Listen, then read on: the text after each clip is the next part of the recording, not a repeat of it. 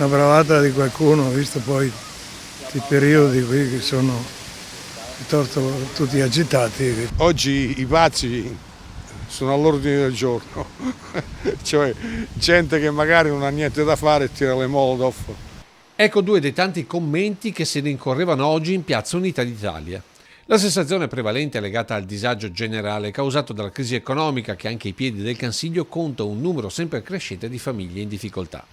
Ma altri non tralasciano il collegamento tra attentato e celebrazione dei 150 anni dalla nascita della città di Vittorio. Il 22 novembre 1866 la città, il comune che era nato il 27 settembre precedente dall'unione dei comuni di Serravalle e di Ceneda, ricevette il decreto per cui la città prendeva il nome del re Vittorio Emanuele II, quindi si chiamò Vittorio. Per arrivare invece a Vittorio Veneto si dovette aspettare il 1923 con l'attribuzione anche del titolo di città. Bombe incendiarie quindi contro questa unificazione, soprattutto contro uno dei simboli per definizione dello Stato centralista, ovvero il re.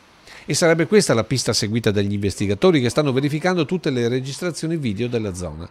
Scartata quindi l'ipotesi legata ai profughi e allo schieramento dei carabinieri per 3 espulsioni al Chase di Serravalle del mattino antecedente l'attentato.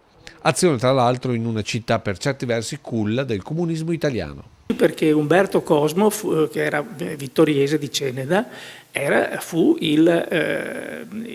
l'insegnante di Gramsci. Infine, da cronista degli anni di piombo, Tazer in questa azione rivede il disagio sociale degli anni 70. Sono contro la società che in questo momento è particolarmente nervosa, ma comunque si muove un albero democratico di civile convivenza, ecco, anche con i toni alti, però non a livello di bottiglie Molotov o di bombe.